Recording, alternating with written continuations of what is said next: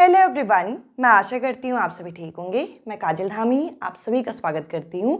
यदि आप सीटैट 2024 का सेकेंड फेज यानी कि जो जुलाई अगस्त के महीने में होने वाला है, इस एग्ज़ाम में बैठने वाले हैं, तो इस वीडियो को सिर्फ और सिर्फ नोटिफिकेशन कब तक आएगा या फिर एग्ज़ाम डेट क्या होगी या एग्ज़ाम मंथ क्या होगा, इस चीज़ के लिए इस वीडियो को मत देखिएगा। आज के इस वीडियो में मैं आप लोगों के साथ सीटैट के नए नियम और साथ ही साथ इस नए नियम का आप लोगों को क्या फ़ायदा यहाँ पे उठाना है, ये मैं आपके साथ डिस्कस करूँगी। अभी तक आप लोगों को हमारी वीडियो से या फिर आप लोगों को अलग अलग सूत्रों से ये तो पता चल गया होगा कि सीटैट का जो एग्जाम पहले दो अलग अलग लेवल में कंडक्ट होता था, अब यहाँ पे इस एग्जाम को सेकेंडरी लेवल पे भी ले जाने की बात की जा रही है। यानी कि एक और पेपर होगा जो कि 9 to 12 आपका देखने को मिलेगा, या फिर 9th-10th का अलग और 11th-12th का एक अलग पेपर होगा। अब आप सोच रहे होंगे कि इस नए नियम से यहाँ पे रिजल्ट पे क्या फर्क पड़ेगा, या फिर इस नए नियम को आने से आप लोगों का रिजल्ट कैसे इंक्रीज होगा। तो आप लोगों को ये सब चीजें तो थोड़ा सा यहाँ पे ट्विस्ट लग रहा होगा। अब जरा इस चीज को आप गौर करके सुनिएगा। यहाँ पर अगर मैं सीटैट के रिजल्ट की बात करूं, अब आप कहेंगे अभी तक तो नोटिफिकेशन नहीं आया, आप तो सीधा रिजल्ट की बात कर रहे हैं। आपको यहाँ पर इस एग्जाम को क्लियर करने से मतलब है। और जैसे कि मैंने पिछली वीडियो में आपको बताया कि सीटैट का जो जुलाई अगस्त का महीने का पेपर होने वाला है, ये आपका यहाँ पे ऑफलाइन मोड पे होगा, और उसके बाद जो नेक्स्ट एग्जाम होगा 2025 में, वो आपका ऑनलाइन मोड पे यहाँ पे हो जाएगा। क्योंकि देखिए उसे नेशनल टेस्टिंग एजेंसी जो है वो यहाँ पे कंडक्ट कराएगी, और इससे क्या होगा, इससे यहाँ पर आप लोगों को कई सारे कैंडिडेट को ऑनलाइन एग्जाम से जो फेयर होता है उसकी वजह से घबराहट से भी क्वेश्चन गलत हो जाते हैं। तो इस चीज को देखते हुए आपको इसी बार का सीटैट यहाँ पे क्लियर करना है। आप 100% रिजल्ट कैसे आएगा।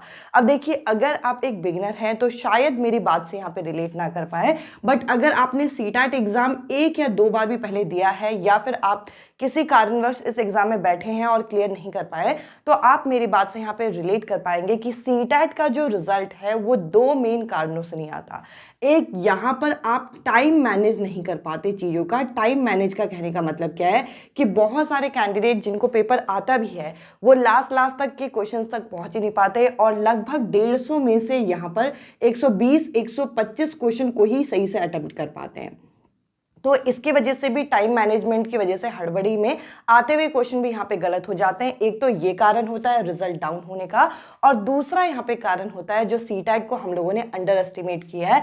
यानी कि ये एक इजी पेपर है, इसे बिना पढ़े भी यहाँ पे क्लियर किया जा सकता है। और शायद यही एक कारण है कि यहाँ पर जो एनईपी की पॉलिसी है, इसके अंदर यहाँ पे बोला गया कि सीटैट का लेवल यहाँ पे बढ़ाने के लिए आप पेपर 3 भी यहाँ पे कंडक्ट कराइए, यानी कि सेकेंडरी लेवल पे भी इस एग्जाम को कंडक्ट कराइए। और यहाँ पे आप कहेंगे कि पेपर 1 और पेपर 2 में तो कोई असर पड़ेगा नहीं इस चीज का।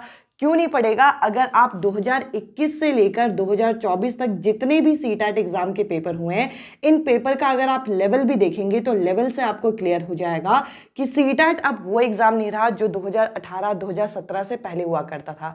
यानी कि डायरेक्ट क्वेश्चन यहाँ पे आ नहीं रहे, एक और लेवल यहाँ पे बढ़ाने की बात की जा रही है। तो अगर आपको 100% रिजल्ट चाहिए तो सबसे पहले तो आप जब पेपर में बैठें या फिर जब आप तैयारी करें तो टाइम मैनेजमेंट की प्रॉब्लम जो है अभी से ही सॉल्व करें। अब जो नए बिगनर हैं वो मेरी बात से शायद रिलेट ना कर पाए, बट आप लोगों को क्या करना है, आपको सेक्शन वाइज चीजें फिक्स करनी है कि मुझे सीडीपी इतने देर में खत्म करना है। तो सीडीपी के क्वेश्चन ऐसे नहीं कि जो चीजें आ रही हैं उसमें आराम से टाइम लगा रहे हैं, और जो चीजें यहाँ पे थोड़ी कॉम्प्लिकेटेड है जैसे कि पैसेज हो गया, मैथ्स के न्यूमेरिकल, उनके लिए टाइम ही नहीं बच रहा। तो आप जब प्रेपरेशन करें, टाइम मैनेजमेंट करें, और एक माइंड से ये मिथ हटा दें कि ये एग्जाम इजी है। अगर आप इन दोनों चीजों को करके एक डीप अंडरस्टैंडिंग के साथ अपने एग्जाम को करते हैं तो इस नए नियम के साथ आप अपना 100% रिजल्ट जो है वो ला पाएंगे। अब देखिए, बहुत सारे कैंडिडेट ऐसे हैं जिनके यहाँ पे अगर जनरल कैंडिडेट हैं तो 88 या फिर 89 मार्क्स हैं। मैं मानती हूं कि आप लोगों ने तैयारी बहुत अच्छी की होगी, बट अगर आप इस लेवल तक पहुंच सकते हो तो ऐसा नहीं है कि आपका एग्जाम क्लियर नहीं हो सकता। आपकी जो छोटी छोटी सिली मिस्टेक्स हुई हैं, या फिर ये कह लीजिए कि पेपर के जो लेंथ को आप समझ नहीं पाए, उस चीज को आप अगर टैकल करेंगे तो आप इस मार्जिन लाइन को यहाँ पे अचीव कर पाएंगे। और इस नए नियम को लाने का भी यही एक कारण है कि आप इस एग्जाम की अब सीरियसनेस को समझे, इस एग्जाम को अब मजाक ना लें। तो कहीं ना कहीं मजाक हम लोगों के द्वारा ही बनाया गया है कि 10 दिन में क्लियर हो जाएगा, 20 दिन में क्लियर हो जाएगा, बिना पढ़े भी क्लियर हो जाएगा। देखिए मैं तो इस चीज़ को कभी भी प्रमोट नहीं करती कि बिना पढ़े किसी भी एग्जाम को क्लियर हो जाएगा। और खास करके मैं आप लोगों को सीटैट पेपर 2 की प्रिपरेशन कराती हूँ, वो भी साइंस की।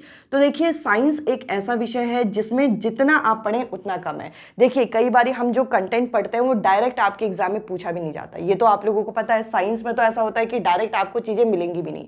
तो आप लोगों को क्या करना है, इस नए नियम को ध्यान में रख के अपने माइंड को थोड़ा सा रिजिड बनाना है इस एग्जाम के लिए और फ्लेक्सिबिलिटी लानी है अपनी पढ़ाई में। और अगर आप नोटिफिकेशन अभी भी चाहते हैं कि नोटिफिकेशन कब तक आएगा, तो अप्रैल में आपको नोटिफिकेशन और फॉर्म फिलअप देखने को मिल जाएगा। और एग्जाम जुलाई में ही है, जुलाई या फिर आपको अगस्त के महीने में देखने को मिल जाएगा। तो जिस एग्जाम को आपको पता है कि इस महीने में पेपर होने वाला है, उस एग्जाम की आपको तैयारी करने में क्या दिक्कत है। और जहां तक रही पेपर 2 साइंस की जो तैयारी की मैं बात कर रही हूँ, साइंस और मैथ्स की क्लास आप लोगों को यहाँ पे मार्च के महीने से यहाँ पे देखने को मिल जाएंगी। तो बहुत सारे कैंडिडेट का मुझे इस तरीके से मैसेज आया था कि टाइम मैनेजमेंट को लेके वीडियो बनाई। देखिए टाइम मैनेजमेंट को लेके जो वीडियो है उसमें आपको करना होगा कि सेक्शन वाइज आप कितना कितना टाइम जो है वो डिवोट कर पाए। अब कई बार क्या होता है कि हम एग्जाम हॉल में जाते हैं, शुरुआत में हम बड़े रिलैक्स होते हैं और ये सोचते हैं कि हम आधा घंटा आराम से CDP करेंगे, आधा घंटा हम आराम से मैथ्स करेंगे, लास्ट वाले सेक्शन के लिए टाइम ही नहीं बचता। तो आप लोगों को एक टाइम रिजिट करना होगा कि मुझे 15 मिनट में ये सेक्शन कंप्लीट करना है। OMR शीट भी यहाँ पे फिल करनी है क्योंकि नेक्स्ट आपकी जो सीटैट होगा वो ऑफलाइन मोड पे ही होगा। आई होप आप मेरी बात से यहाँ पे रिलेट कर पाएंगे। और इस नए नियम से आप घबराएं मत, कोई सिलेबस आपका चेंज नहीं होगा। ये नियम कहीं ना कहीं सीटैट की एक बेहतरी के लिए ही यहाँ पे बनाया गया है कि इस एग्जाम की जो यहाँ पे एक लेवल है उसको यहाँ पे मेंटेन किया जा सके, एग्जाम के लिए आप लोगों की सीरियसनेस को मेंटेन किया जा सके। अब आपको इस चीज़ से क्या फायदा होगा, अगर आप सीटैट के लिए अच्छे से पढ़ते हैं तो आगे आने वाले आगामी एग्जाम के लिए आप लोगों को यहाँ पे मदद मिलेगी। तो देखिए ओवरऑल हर चीज आप लोगों के लिए की जा रही है।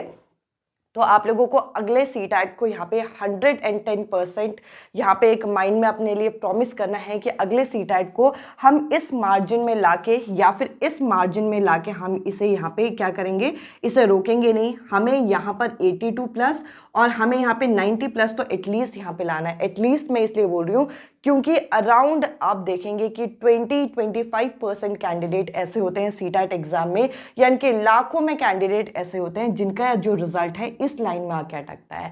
आप कई सारे कैंडिडेट अभी देखना है कमेंट सेक्शन में भी कमेंट करते हुए देखेंगे जिनका जो रिजल्ट है इस मार्जिन में अटका, वो भी एक बार नहीं 2 से 3 बार। तो आप लोगों को इस चीज को ध्यान रखना है। हालांकि आप जितने ज्यादा स्कोर करें वो तो उतना ज्यादा बेहतर है, 100+, 110+, तो वो तो बहुत अच्छा होगा। बट आपको क्या करना है, अपने रिजल्ट के लिए इन दोनों चीजों को यहाँ पे फोकस करते हुए चलना है। इसके अलावा तैयारी के लिए आप लोगों को सोर्स वही रखना है अपनी NCERT प्रीवियस ईयर। तो देखिए अगर आप उन्हीं चीजों को बार बार पढ़ेंगे तो आपको चीजें पता चलेंगी। जब हम स्कूल टाइम में पढ़ते थे तो चीजों को सिर्फ क्वेश्चन आंसर पढ़ लिए प्रीवियस ईयर या फिर जो बैक एक्सरसाइज के क्वेश्चन आंसर पढ़ लिए, उससे हमारा फाइनल एग्जाम भी निकल जाता था। बट जब आप अब यहाँ पे NCERT पढ़ते होंगे तब आपको पता चलता होगा कि NCERT में क्या क्या चीजें हम लोगों को कितना डीप दे रखा है। तो आपको अभी से ये आदत बनानी है और इस एग्जाम के पैटर्न को लेके घबराना नहीं है। इस एग्जाम के पैटर्न को ध्यान में रख के आपको ये ध्यान में रखना है कि अब हमें अगले सीटैट में 100% यहाँ पे रिजल्ट लाना है। 100% का मतलब है कि इस एग्जाम को क्वालिफाई करके आपको आने वाली भर्तियों के लिए यहाँ पे तैयार होना है। देखिए इस बार जिन कैंडिडेट का यहाँ पे पेपर क्लियर नहीं हुआ होगा वो DSSB, BPSC इन भर्तियों में नहीं बैठ पाए होंगे, उनको बहुत दुख भी हुआ होगा। बट अगर आप एक बार में इस पेपर को निकाल दें तो उसके बाद देखिए टीचिंग लाइन में भर्ती वैसे 2 से 3 साल बाद आती है। तो आपको ये वेट नहीं करना है कि हम आराम से सीटैट निकालेंगे फिर आराम से हमारा पेपर होगा। तो यहाँ पर अगर आप 25 से 30 साल के एज के बीच में हैं तो आपको शायद टीचिंग भर्ती कोई 1 या 2 यहाँ पे देखने को मिले। इस चीज़ से आप लोग रिलेट कर पा रहे होंगे जो कि बहुत टाइम से टीचिंग भर्ती का वेट कर रहे होंगे। तो अगर आप एक बिगिनर हैं तो इन सभी चीज़ों को बहुत सीरियसली लीजिए और अपनी तैयारी अभी से शुरू कर दीजिए। इसके अलावा हमारा टेलीग्राम ग्रुप का लिंक आप लोगों को कमेंट सेक्शन पिन फॉर्म में मिल जाएगा, आप वहां पे हमसे ज्वाइन हो सकते हैं। आज की इस वीडियो में इतना ही और अभी से तैयारी कीजिए, नोटिफिकेशन का वेट मत करिए और रिजल्ट जो है अपना 100% लाने की कोशिश कीजिए।